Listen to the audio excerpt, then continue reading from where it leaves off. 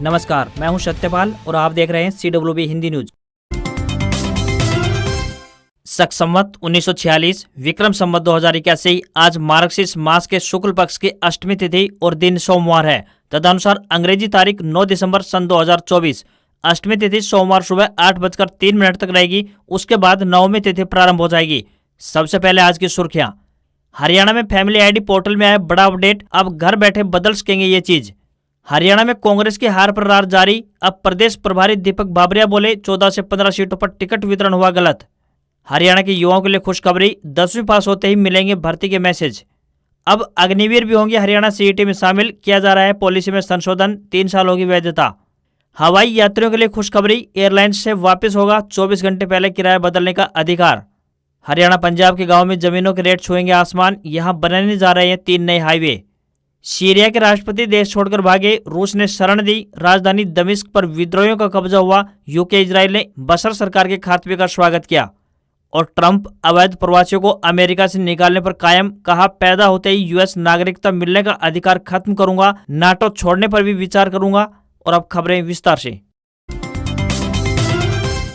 हरियाणा में दिसंबर का महीना शुरू होते ही ठंड ने अपना असर दिखाना शुरू कर दिया है। धीरे धीरे ही सही, लेकिन सर्दी अब अपने पूरे आवेश में दिखाई दे रही है। पहाड़ों पर हो रही बर्फबारी का सिलसिला भी लगातार जारी है और इसका असर हरियाणा के जैसे मैदानी इलाकों में साफ तौर पर दिखाई दे रहा है। हालात यह हो चुके हैं कि प्रदेश का हिसार जिला, शिमला और जम्मू से भी ठंडा हो चुका है। यहाँ का न्यूनतम तापमान 4.5 डिग्री सेल्सियस दर्ज किया गया। राज्य के अंबाला, नारनौल, करनाल, रोहतक, भिवानी, सिरसा, जींद, कुरुक्षेत्र, पानीपत, पलवल, सोनीपत और यमुनानगर में पारा 8 डिग्री से भी नीचे कम दर्ज किया गया। मौसम विभाग द्वारा दी गई जानकारी के अनुसार 9 दिसंबर यानी आज प्रदेश के 10 जिलों में धुंध या स्मोक छाने के आसार बने हुए हैं। वहीं 10 से 13 दिसंबर तक आमतौर पर मौसम खुश्क रहने और हल्की ठंडी हवाएं चलने से रात के तापमान में गिरावट देखने को मिल सकती है। प्रदेश में पश्चिमी विक्षोभ के असर के चलते आज यानी 9 दिसंबर को कुछ जगहों पर बरसात या फिर छिटपुट बूंदाबांदी के आसार जताए गए हैं।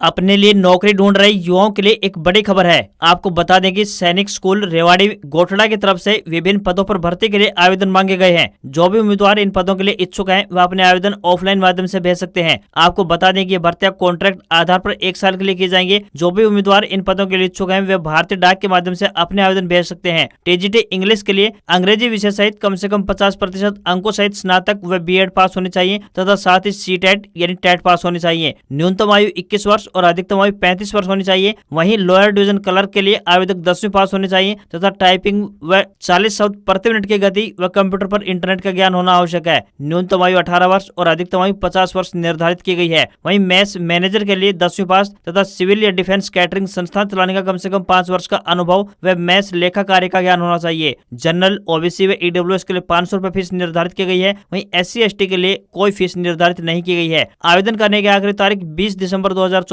है। उम्मीदवारों से विनम्र निवेदन है कि भर्ती के लिए आवेदन करने से पहले आधिकारिक विज्ञापन अवश्य देख लें। हरियाणा सरकार की तरफ से ग्रुप सी और ग्रुप डी की सरकारी भर्तियों के लिए संयुक्त पात्रता परीक्षा यानी सीईटी को अनिवार्य किया गया है। जो भी युवा सरकारी नौकरी चाहते हैं, उन्हें पहले सीईटी को पास करना होगा। वर्तमान में हरियाणा एसएससी ग्रुप सी की भर्ती प्रक्रिया को लेकर एक बड़ा अपडेट सामने आ रहा है। राज्य सरकार की तरफ से अब सीईटी पास युवाओं के लिए नए नियम लागू किए गए हैं। अब 10 गुना युवाओं को मुख्य परीक्षा में बैठने का मौका मिलेगा। हरियाणा कर्मचारी चयन आयोग ने प्रदेश सरकार को सीईटी में संशोधन को प्रस्ताव तो भेज दिया, लेकिन पॉलिसी में से सामाजिक व आर्थिक मानदंड के अंक भी हटा दिए हैं। मुख्यमंत्री नायब सिंह सैनी ने घोषणा की है कि अग्निवीरों को सरकार द्वारा नौकरी दी जाएगी। ऐसे में सीईटी पॉलिसी में जो संशोधन किया जा रहा है, उसमें अग्निवीरों को भी शामिल किया जा रहा है। सीईटी पास उम्मीदवारों के सीईटी की वैलिडिटी 3 साल की रहेगी। अब यह भी प्रावधान किया जा रहा है कि यदि कोई उम्मीदवार सीईटी में अंक सुधार लेता है तो उसकी वैधता अवधि यानी अंक सुधारने की तारीख से 3 साल की होगी। यह भी प्रस्तावित है कि सीईटी हर साल नहीं होगा, बल्कि जब सरकार तय करेगी तब सीईटी होगा। हरियाणा कर्मचारी चयन आयोग यानी HSSC की तरफ से युवाओं के लिए कई प्रकार के बदलाव किए जा रहे हैं, जिससे उन्हें सुविधा मिल पाए। हरियाणा SSC द्वारा अब किसी भी भर्ती के लिए युवाओं को खुद से संदेश भेजकर जानकारी दी जाएगी। अगर युवा चाहेगा तो उस भर्ती के लिए आवेदन कर सकता है। आयोग तैयारी कर रहा है कि 10वीं पास करते ही युवा हरियाणा SSC की साइट पर अपना रजिस्ट्रेशन कर सकेगा। इससे उसकी एक यूनिक ID बनेगी जो जॉब लगने तक काम आएगी। इसके बाद योग्यता के मुताबिक भर्तियों की जानकारी संबंधित युवा को मैसेज या फिर ईमेल के द्वारा भेजी जाएगी। जब युवा 12वीं या फिर ग्रेजुएशन या पोस्ट ग्रेजुएशन के अतिरिक्त कोई अन्य डिग्री प्राप्त करेगा तो वह अपनी क्वालिफिकेशन अपनी आईडी के साथ अटैच कर पाएगा। जब भी आयोग क्वालिफिकेशन के अनुसार अन्य भर्तियां निकालेगा तो वह जानकारी युवाओं को मिल पाएगी। इसका ट्रायल सफल होने पर इसे लागू कर दिया जाएगा। खबरों के अनुसार सरकार ने सीईटी के लिए भी अपनी गति बढ़ा दी है। पहले रूल बदले जा रहे हैं, उसके बाद ही सीईटी का आयोजन होगा। हरियाणा विधानसभा चुनाव में मिली अप्रत्याशित हार के बाद से ही कांग्रेस पार्टी के नेताओं में घमासान मचा हुआ है। नई दिल्ली में हुई कांग्रेस नेताओं की समीक्षा बैठक में लंबे समय बाद पार्टी प्रभारी दीपक बाबरिया भी शामिल हुए। हरियाणा कांग्रेस के प्रदेशाध्यक्ष चौधरी उदयभान अभी तक दीपक बाबरिया की कार्यप्रणाली पर सवाल उठा रहे थे। बाबरिया ने अपनी चुप्पी तोड़ते हुए कहा कि यदि लोग यह सब मानते हैं कि कांग्रेस की हार में मेरा दोष है तो मैं इसकी जिम्मेदारी लेता हूँ, लेकिन असली बात यह है कि 10 से 15 विधानसभा सीटों पर टिकटों का वितरण सही ढंग से नहीं किया गया। बता दें कि हरियाणा कांग्रेस प्रभारी दीपक बाबरिया टिकट वितरण के बाद से ही अस्वस्थ हैं तथा संगठन की बैठकों में भागीदारी नहीं कर रहे थे। उनकी गैर मौजूदगी में प्रदेशाध्यक्ष चौधरी उदयभान ने आरोप लगाया कि दीपक बाबरिया की वजह से हरियाणा में कांग्रेस का संगठन नहीं बन पाया, क्योंकि वह उनके द्वारा भेजी गई सूचियों को अपने पास दबाकर बैठे रहे और उन्हें हाईकमान के पास मंजूरी के लिए नहीं भेजा। चौधरी उदयभान ने यह भी कहा था कि दीपक बाबरिया को पहले से सूचना थी कि 1 दर्जन से अधिक सीटों पर कांग्रेस हार रही है। उन्हें यह संदेश आ गया था, लेकिन बाबरिया ने यह संदेश छिपा कर रखा और पार्टी को इसकी सूचना नहीं दी। इस अवसर पर दीपक बाबरिया ने उदयभान के इन दोनों आरोपों का पूरी दृढ़ता से जवाब देते हुए कहा कि मेरे पास जब कई सीटों पर धांधली होने संबंधी संदेश आया तो मैंने तुरंत पार्टी के प्रदेशाध्यक्ष उदयभान के पास फॉरवर्ड कर दिया था, लेकिन उन्होंने इसे गंभीरता से नहीं लिया। कैप्टन अजय यादव ने कहा कि बाबरिया के मुताबिक यदि उन्होंने यह संदेश पार्टी अध्यक्ष चौधरी उदयभान को भेजा था तो उन्हें यह जवाब देना चाहिए कि उदयभान ने यह संदेश पार्टी प्लेटफॉर्म पर क्यों नहीं रखा और वे कैसे बाबरिया पर ही हमले कर रहे हैं।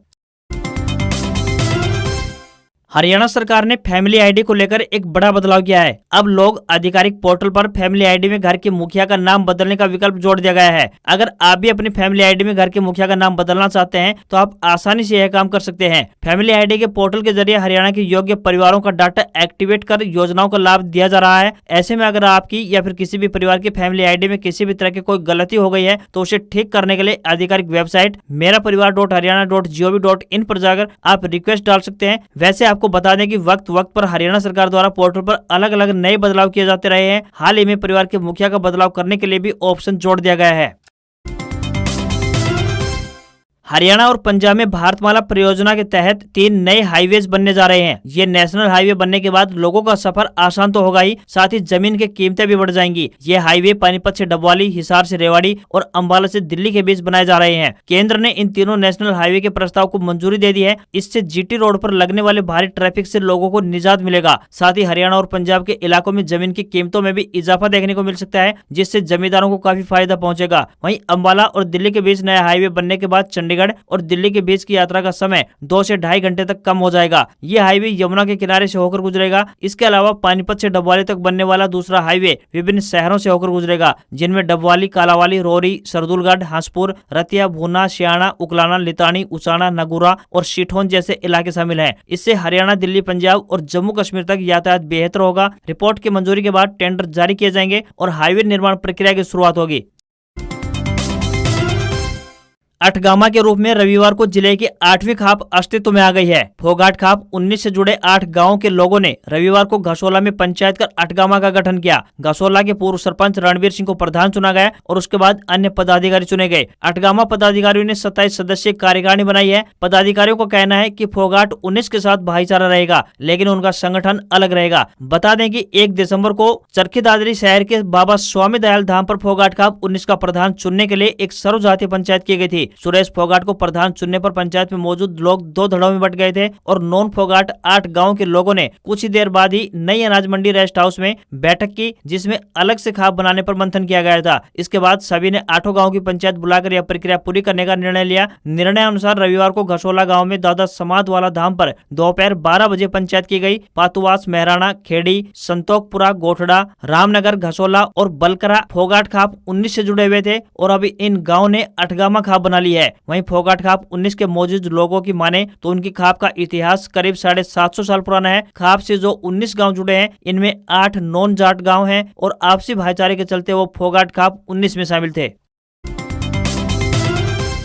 हरियाणा प्रदेश ने विकास की दृष्टि से अग्रणी राज्यों में पूरे देश में एक अलग पहचान बनाई है। अब विकसित भारत सपना नहीं बल्कि लक्ष्य है। यही धरा गीता की जन्मस्थली है, जहां से पूरी दुनिया को ज्ञान का प्रकाश मिल रहा है। पवित्र ग्रंथ गीता में दिया गया संदेश आज भी पूरी मानवता के लिए प्रासंगिक है। यह विचार उपराष्ट्रपति जगदीप धनखड़ ने व्यक्त किए हैं। वे रविवार को धर्मनगरी कुरुक्षेत्र पहुंचे थे, जहां अंतर्राष्ट्रीय गीता महोत्सव सहित कई कार्यक्रमों में शरीक हुए। उनके साथ राज्यपाल बंडारू दत्तात्रेय व मुख्यमंत्री नायब सिंह सैनी भी उपस्थित रहे। उपराष्ट्रपति सबसे पहले प्रदेश के एकमात्र शक्तिपीठ देवी कूप मां श्री भद्रकाली पहुंचे, जहां धर्मपत्नी डॉक्टर सुदेश धनखड़ के साथ पूजा अर्चना की। इसके उपरांत उपराष्ट्रपति गीता महोत्सव में पवित्र ब्रह्म सरोवर के पुरुषोत्तमपुरा बाग में पहुंचे और उपराष्ट्रपति ने अपनी माता स्वर्गीय केसरी देवी की याद में कदम्ब और उनकी धर्मपत्नी सुदेश धनखड़ ने अपनी माता स्वर्गीय भगवती देवी की याद में रुद्राक्ष का पौधा रोपित किया। उपराष्ट्रपति ने इस दौरान कहा कि इसे जन आंदोलन बनाना होगा। अधिकारी से लेकर कर्मचारी, यहाँ तक कि ग्राम पंचायतों की भागीदारी भी सुनिश्चित करनी होगी। हर किसी को अपनी मां के नाम पर एक पेड़ जरूर लगाना चाहिए, तभी यह धरा बच पाएगी।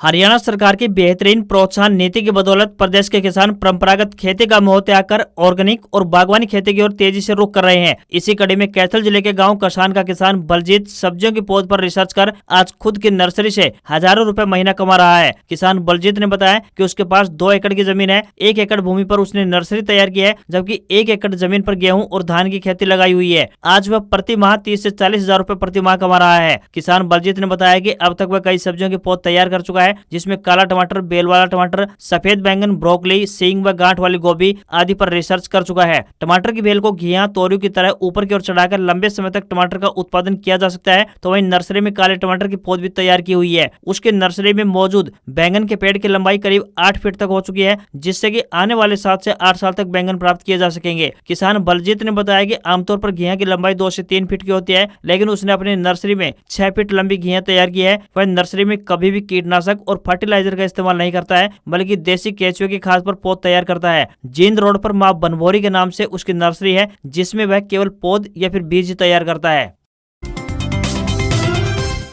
हरियाणा विधानसभा चुनाव में जीत के साथ लगातार तीसरी बार हरियाणा में सरकार बनाने वाली भारतीय जनता पार्टी यानी बीजेपी अब निकाय चुनाव की तैयारी में जुट गई है। निकाय चुनाव को लेकर पंजाब एंड हरियाणा हाईकोर्ट में दायर याचिका पर चल रही सुनवाई के दौरान राज्य सरकार ने भरोसा दिलाया कि 4 जनवरी से पहले निकाय चुनाव का शेड्यूल जारी कर दिया जाएगा और 4 फरवरी तक चुनाव प्रक्रिया पूरी कर रिजल्ट घोषित कर दिया जाएगा। हरियाणा सरकार द्वारा पंजाब एंड हरियाणा हाईकोर्ट में दिए गए आश्वासन के अनुसार प्रदेश में स्थानीय निकायों के चुनाव कराने के लिए इलेक्शन शेड्यूल की घोषणा 1 महीने के भीतर निश्चित रूप से कर दी जाएगी।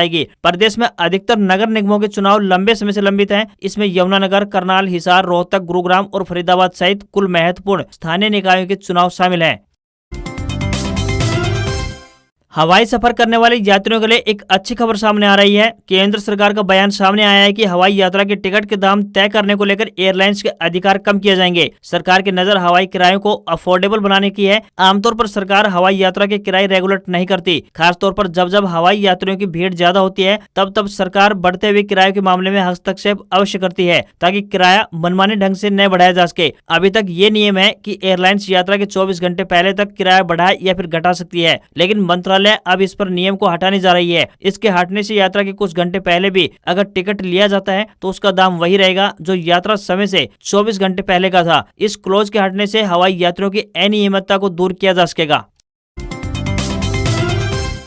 पंजाब के किसान 298 दिन से लगातार हरियाणा से सटे शंभू और खनौरी बॉर्डर पर बैठे हुए हैं। दिल्ली कूच के चक्कर में 3 बार उनका पुलिस से टकराव हो चुका है। एक युवा किसान की इस दौरान मौत हो चुकी है। इसके बावजूद इस बार किसानों को हरियाणा के किसानों का वो सपोर्ट नहीं मिला जो उन्हें साल 2020-21 में 3 कृषि कानूनों के खिलाफ चलाए गए आंदोलन में मिला था। इसको लेकर हर कोई सोच रहा है कि आखिर इसकी वजह क्या है। तो आपको बताते चले कि हरियाणा सरकार जितनी सख्ती शंभू खनौरी बॉर्डर पर कर रही है, उतनी ही माइक्रो लेवल वर्किंग गाँव स्तर पर भी कर रही है। वह किसी भी तरह प्रदेश में इस आंदोलन को जीवित नहीं होने देना चाहती। पंजाब के किसानों के आंदोलन का सबसे बड़ा असर शंभू और खनौरी बॉर्डर से सटे हरियाणा के इलाकों में पड़ना था। सरकार को इसकी इंटेलिजेंस इनपुट मिल गई थी। इसके बाद सरकार ने निचले दर्जे के कर्मचारियों की जगह बॉर्डर जिलों के एसपी और डीएसपी को फील्ड में उतारा। उन्हें गाँव-गाँव ग्रामीणों और किसानों से मीटिंग करने को कहा, जहाँ वे उन्हें पंजाब के किसानों के आंदोलन से हरियाणा और खासकर बॉर्डर एरिया में उन्हें होने वाले नुकसान को गिना रहे हैं। नतीजा यह हुआ कि गाँव से अब दूध, राशन वगैरह भी आंदोलन तक नहीं पहुंच पा रहा है। पंजाब के किसानों का आंदोलन शुरू होते ही पुलिस ने गाँव में गश्त बढ़ा दी, हाईवेज पर नाके लगा दिए, बॉर्डर इलाकों के आसपास शराब की दुकानें बंद कर दी। खनौरी बॉर्डर पर तो 16 किलोमीटर इलाके में दुकानें बंद हो गई हैं। नतीजा यह हुआ कि लोगों ने बॉर्डर की तरफ जाना ही कम कर दिया। ऐसे में आंदोलनकारी किसानों से उनका तालमेल टूट गया। दिल्ली कूच के दौरान भी प्रशासन और पुलिस ने तुरंत सारा इलाका एक झटके में सील कर दिया। इस मामले में तीसरी सबसे बड़ी वजह पंजाब के आंदोलन को चला रहे किसान नेता जगजीत डल्लेवाल और सरवण सिंह पंधेर हैं। असल में जब उन्होंने फरवरी महीने में आंदोलन शुरू किया तो हरियाणा के किसान नेताओं को भरोसे में नहीं लिया। भाक्यू यानी चढ़ोनी ग्रुप के प्रधान गुरुनाम चढ़ोनी इसकी पुष्टि करते हुए कहते हैं कि हम बिना बुलाए नहीं जाएंगे, कुछ गड़बड़ी हुई तो फिर आरोप हम पर भी लगेगा। हालांकि अभिमन्यु कोहाड़ जैसे किसान नेता आंदोलन के साथ खनौरी बॉर्डर पर डटे हुए हैं। हालांकि हरियाणा सरकार लगातार कह रही है कि वह 24 फसलों पर एमएसपी दे रही है। हरियाणा सरकार लगातार प्रभाव बना रही है कि जितनी एमएसपी हम दे रहे हैं कोई नहीं देता। प्रधानमंत्री नरेंद्र मोदी आज यानी 9 दिसंबर को पानीपत पहुंच रहे हैं। यहाँ वे सेक्टर 13/17 के हुड्डा ग्राउंड में भारतीय जीवन बीमा निगम यानी LIC की बीमा सखी योजना को लॉन्च करेंगे। पीएम के दौरे को लेकर पानीपत में स्कूल बंद कर दिए गए हैं। हालांकि इसका कोई औपचारिक आदेश नहीं दिया गया है, लेकिन स्कूल मैनेजमेंट की तरफ से पेरेंट्स को मैसेज भेजकर इस बारे में सूचना दी जा रही है। DC ने स्कूल मैनेजमेंट की मीटिंग ली थी, जिसमें उन्हें स्कूल बसों को डाइवर्ट करने को कहा गया था। इसके बाद कई स्कूलों ने छुट्टी का ऐलान कर दिया। पीएम के कार्यक्रम को देखते हुए कई स्कूल अपने स्तर पर फैसला ले रहे हैं। स्कूलों की तरफ से पेरेंट्स को मैसेज लगातार भेजे जा रहे हैं। पीएम मोदी पानीपत में करीब 1.5 घंटा रुकेंगे। इससे पहले पीएम 22 जनवरी 2015 को पानीपत पहुंचे थे, जहां उन्होंने लिंग अनुपात को सुधारने के लिए बेटी बचाओ बेटी पढ़ाओ कैंपेन की शुरुआत की थी। विधानसभा चुनाव के बाद पीएम का हरियाणा में यह पहला सार्वजनिक कार्यक्रम होगा। आपको यहाँ पर बताते चले कि भारतीय जीवन बीमा निगम यानी LIC की बीमा सखी योजना 18 से 70 साल वर्ष की 10वीं कक्षा पास महिलाओं को आर्थिक तौर पर आत्मनिर्भर बनाने की है। इस योजना के लिए महिलाओं को वित्तीय तौर पर ट्रेंड कर बीमा के बारे में 2 साल की स्पेशल ट्रेनिंग दी जाएगी। इसके बाद वे LIC एजेंट के तौर पर काम कर सकेंगी। जो बीमा सखियां ग्रेजुएट होंगी उन्हें LIC में विकास अधिकारी के पद के मौके भी दिए जाएंगे। भारतीय शेयर बाजार में इस हफ्ते उतार चढ़ाव का अनुमान है। रिटेल और थोक महंगाई दर के आंकड़ों से लेकर फॉरेन इन्वेस्टमेंट जैसे फैक्टर्स पर बाजार की लगातार नजर बनी रहेगी। शुक्रवार को मॉनेटरी पॉलिसी कमेटी ने रेपो रेट को जस का तस रखा था, लेकिन CRR को 0.5% घटा दिया था। इसका भी असर इस हफ्ते बाजार पर दिख सकता है। नवंबर महीने के महंगाई के आंकड़े 12 दिसंबर को जारी किए जाएंगे। ज्यादातर अर्थशास्त्रियों को उम्मीद है कि नवंबर में महंगाई में गिरावट आएगी। निवेशकों की नजरें अमेरिका के नवंबर महीने के महंगाई आंकड़ों पर भी रहेगी। महंगाई के आंकड़े इसलिए भी अहम हो जाते हैं क्योंकि 17 व 18 दिसंबर को फेडरल रिजर्व की मीटिंग भी है। ब्याज दरों में कटौती महंगाई के आंकड़ों पर निर्भर करेगी। बीते हफ्ते सेंसेक्स में 1907 अंकों की तेजी देखने को मिली थी। हफ्ते के आखिरी कारोबारी दिन 6 दिसंबर को भारतीय शेयर बाजार में फ्लैट कारोबार रहा था। आज खबरों में बस इतना ही। देखते रहिए आपका अपना हरियाणा का सबसे बेहतरीन news channel CWB Hindi news. नमस्कार। इसी आशा के साथ आपका दिन शुभ रहे।